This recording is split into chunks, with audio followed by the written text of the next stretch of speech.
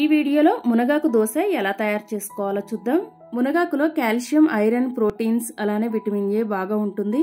మునగాకు health benefits గురించి already నేను ఒక వీడియో చేశానండి. లింక్ వచ్చేసి నేను ఎండ్ స్క్రీన్స్ లో ఇస్తాను, ఒకసారి చెక్ చేయండి. ఇంకా మన ఛానల్లో మునగాకు పచ్చడి, మునగాకు పప్పు, మునగాకు ఫ్రై, మునగాకు కారపొడి కూడా ఉన్నాయండి. లింక్స్ వచ్చేసి నేను ఎండ్ స్క్రీన్స్ లో ఇస్తాను, ఒకసారి చెక్ చేయండి.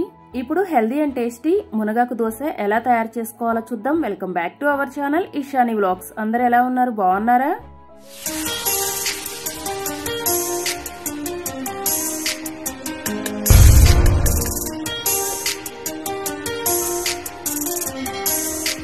ముందుగా నేను ఇక్కడ 1 కప్పు మునగాకు తీసుకొని కాడలని కూడా తీసి శుభ్రం చేసి పెట్టుకున్నాను.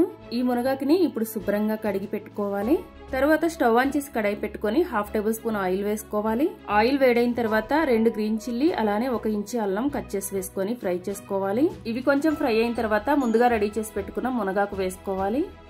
మునగాకు పచ్చివాసన పోయే వరకు 2-3 నిమిషాలు ఫ్రై చేసుకుంటే సరిపోతుంది. మునగాకు ఇలా ఫ్రై అయిన తర్వాత ఇప్పుడు స్టవ్ ఆఫ్ చేసి చల్లారనివ్వాలి.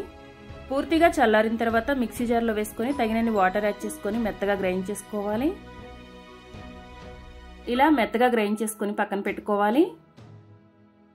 తర్వాత ఒక బౌల్లో కొంచెం దోసపిండి వేసుకోవాలి. దోసపిండి ఎలా గ్రైండ్ చేసుకోవాలి అనేది నేను ఆల్రెడీ ఒక షార్ట్ వీడియో పోస్ట్ చేశానండి. ఇప్పటి వరకు చూడని వాళ్ళు ఉంటే ఒకసారి చెక్ చేయండి. ఈ దోసపిండిలో ముందుగా గ్రైండ్ చేసి పెట్టుకున్న మునగాకు పేస్ట్ వేసుకోవాలి. మిక్సీ జార్లో కొంచెం వాటర్ కూడా వేస్తున్నాను. ఈ పిండిలో టేస్ట్ కి సరిపడినంత సాల్ట్, 1/2 టేబుల్ స్పూన్ జీలకర్ర, 1/4 టేబుల్ స్పూన్ పెప్పర్ పౌడర్ వేసుకోవాలి.